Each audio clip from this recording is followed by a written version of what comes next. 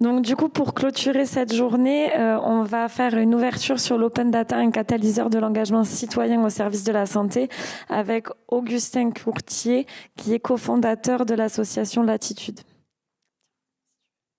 Merci Laurie. On m'entend, oui, c'est bon. Merci et bonjour à toutes et à tous. Augustin Courtier, j'ai cofondé l'association Latitude qui existe depuis 2017. Notre métier, c'est qu'on crée des programmes d'éducation à la citoyenneté numérique. Qu'est-ce que c'est la citoyenneté numérique? C'est aider les personnes, d'une part, à mieux comprendre les impacts sociaux et environnementaux du numérique sur la société et l'environnement. Et d'autre part, permettre aux personnes qui ont des compétences numériques de les mettre à profit de défis sociaux et environnementaux sur des thématiques aussi variées que la santé, l'environnement, l'éducation, l'accès à la culture, etc. Donc pour ça, on déploie des programmes pédagogiques partout en France. On est 15 salariés et 550 bénévoles répartis partout en France. Par exemple, on a édité La Bataille de l'IA, qui est un jeu de cartes de 2 heures pour développer l'esprit critique autour de l'IA à travers différents temps forts.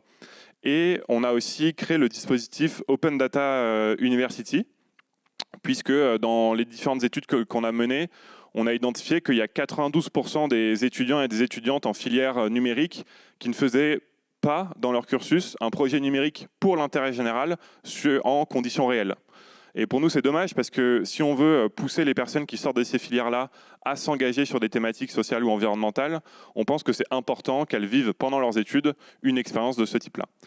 Et donc on est arrivé avec l'Open Data University parce que pour nous, l'Open Data représente un peu un potentiel infini de projets intéressants et réels à proposer à des étudiants et des étudiantes sur des thématiques sociales ou environnementales. Et donc, pour nous, l'Open Data University, c'est vraiment un cercle vertueux au service de l'engagement citoyen et de l'open data entre les producteurs de données, évidemment, qui apportent finalement la matière première de l'Open Data University, les établissements, donc on travaille avec les écoles, les universités et notamment les enseignants qui forment à la data viz, à la data science, etc., etc., pour leur proposer en fait des défis open data qu'ils vont ensuite proposer à leurs étudiants. L'idée, c'est que chaque année, on publie un peu comme comme une plateforme comme Kaggle pourrait le faire. On publie des défis open data qui ont une problématique, un contexte, une problématique, des jeux de données et des idées de réutilisation. Et l'idée, c'est qu'on propose ces projets pédagogiques à des enseignants qui vont ensuite les proposer à leurs étudiants dans le cadre de leurs cours. L'idée, c'est vraiment que les étudiants réalisent ces projets dans le cadre des projets pédagogiques afin de valider des crédits ECTS tout en s'engageant et en publiant des réutilisations sur différentes thématiques. Et évidemment, on travaille beaucoup aussi avec des entreprises et des professionnels de la data qui vont coacher les étudiants tout au long de l'année.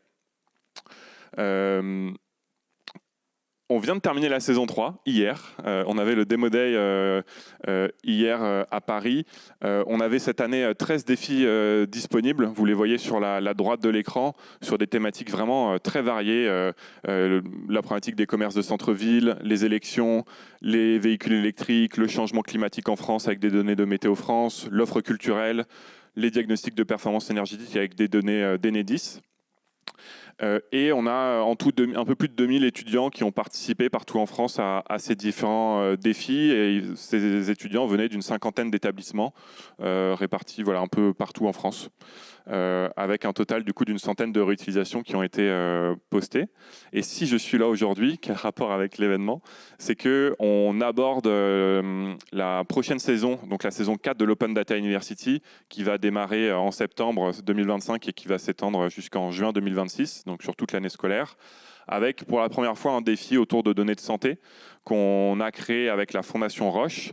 L'objectif de ce défi, ça va être de permettre aux étudiants et aux étudiantes de faire des diagnostics territoriaux de santé en croisant des données à la fois sur l'offre de soins, des données sociodémographiques qui viennent notamment de l'INSEE et des données d'Atlas Santé qui vont permettre de manipuler un peu des indicateurs territoriaux de santé. Donc on a annoncé ce défi hier au lancement la publication du Demo Day. Si vous allez sur nos réseaux sociaux ou sur notre site, il a été publié.